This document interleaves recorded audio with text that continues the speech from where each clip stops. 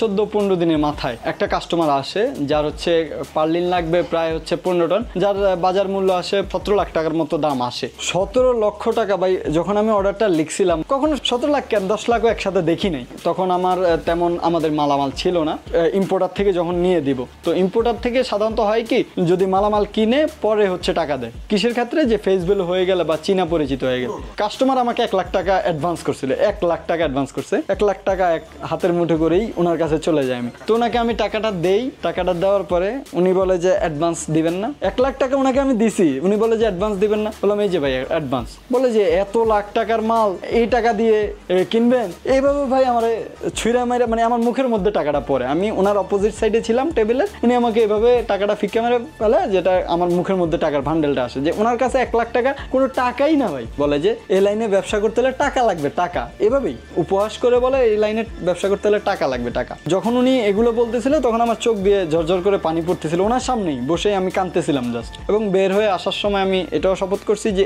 এই লাইনে আমি কোটি কোটি টাকা অ্যাডভান্স ছাড়া কোটি কোটি টাকার মাল বানাবো। ভাই অপমানটা গায়ে লাগছে ভাই, আসলে উনি আমাকে অপমান করছে।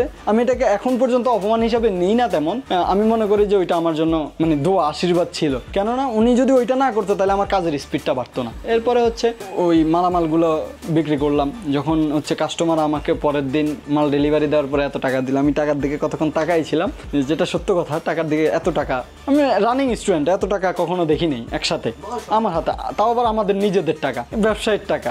তখন মাত্র ইন্টার শেষ করে অল্প কিছুদিন একটু আস্তে আস্তে আত্মবিশ্বাস আসতে লাগলো যে আমাদের দ্বারা হবে। আমি কিন্তু আমার ব্যবসায়িক সিক্রেটগুলো আমি সবার কাছে বলবো না, এমনই স্বাভাবিক। আমি যাইতাম রিসার্চ করার জন্য, তো মার্কেটে গিয়ে ধরেন একজন ভাইরে জিজ্ঞেস করলাম যে ভাই এই কাপড়টা আপনারা কিনেন কোত্থেকে? তো উনি এমন লুক দিত যে হয়তো আমি পৃথিবী না, হয়তো পৃথিবীর ভাই কোনো এলিয়েন। উনি বলতো ভাই আসেন তো, আমার কাজ আছে, আমি কাজ করি, আপনি জানতো। তো আমার তো আসলে কি লাগবে, ওনার প্রোডাক্ট লাগবে না, আমি ওনার জ্ঞান লাগবে। আমি ওনারা আসলে কি বলবো, আমার ভিতর থেকে আসলে আসতো না। ব্যবসার যে আগ্রহটা, মূল কথা হচ্ছে আমার ব্যবসায়ী হতেই হবে। তো এই জিনিসটা আমাকে হচ্ছে আমাদেরকে ঘুমাইতে দিত না, তারপরেও আমরা চেষ্টা ছাইড়াই দিই নেই। ছেঁচড়া বলছে, পাগল বলছে, আরো অনেক গালিগালাজ করছে, যেগুলো এখন আর আসলে মাথায় নাই। এগুলো সবকিছু 1-1.5 বছর ফেস করার পরে ভাবছি যে আমাদের দ্বারা ব্যবসা হবে না, আমাদের হয়তো ওই চাকরি করতে হবে। আমি আসলে বিন্দু মাত্র আমার এগুলো কিছুই জানা ছিল না, এই লাইনটা আমার চিনাই ছিল না। ভাই 2019 সালের 8 ডিসেম্বর রাতে ভাইয়া বলতেছে যে উবায়েদ তোর জন্য একটা বিশাল সুখবর আছে। তো বললাম কি? বলে যে আমি তো দোকান নিয়ে ফেলছি। কি দোকান নিছেন? বলে চল কালকে গেলেই দেখবি। তখন উনি যদি আমাকে বলতো তাও আমি কিন্তু চিনতাম না, জানতাম না আসলে কি। পরের দিন আমি ওনার সাথে এখানে আসি, আসার পরে এই লাইনটা এটা দেখি মোটামুটি যে স্টিল বিল্ডিং ম্যাটেরিয়ালস অফিস। ওই দিন খোলার আগে আমি এই লাইনে আমি মানে জানি না, কাস্টমার এসে যদি আমাকে জিজ্ঞেস করতো যে ভাই আপনার কাছে অমুক প্রোডাক্টটা আছে কিনা, তো অমুক প্রোডাক্টটা আসলে কি এটাই আমি জানি না। 2 দিন বা 3 দিন পরে একজন লোক আসছিল, আইসা বলতেছে যে ভাই পার্লিনটা চাইছিল। পার্লিন চাওয়ার পরে আমি বলি ভাই পার্লিন কি? পরে উনি আমাকে এমন একটা লুক দিল, বলে যে হেই মিয়া আপনি মানে এই লাইনে আছেন, আপনি পার্লিন কি এটাই জানেন না, আপনি আমাকে জিজ্ঞেস করতেছেন পার্লিন। আসলে আমি তো পার্লিন চিনি না।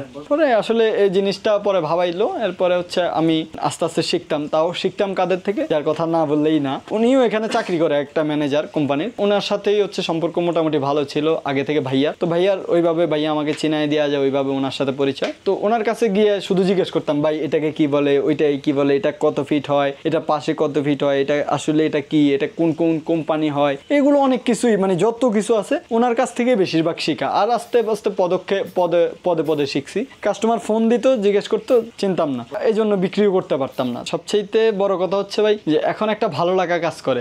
যেমন হচ্ছে এই লাইনে মানে আমি কিছুই জানতাম না, কথা হচ্ছে নবজাতক বাচ্চার মতো, যে আমি হাঁটতে পারি না, কথা বলতে পারি না, এমন অবস্থায় কিন্তু আমি এখানে আসি। আমি এখানে চাকরি করি না, আমি এখানে কিছুই করি নাই। এখন শাটার উঠাইলে আলহামদুলিল্লাহ এখন মানে একটা আশা সৃষ্টি হয় যে আজকে কিছু একটা সেল হবে, আজকে আলহামদুলিল্লাহ আজকে টাকা পাবো, আজকে টাকা লেনদেন হবে, এমন কিছুই। যে এখন আগের মতো ওই যে মহাসমুদ্র মানে মরুভূমি এটা আর কাজ করে না এখন।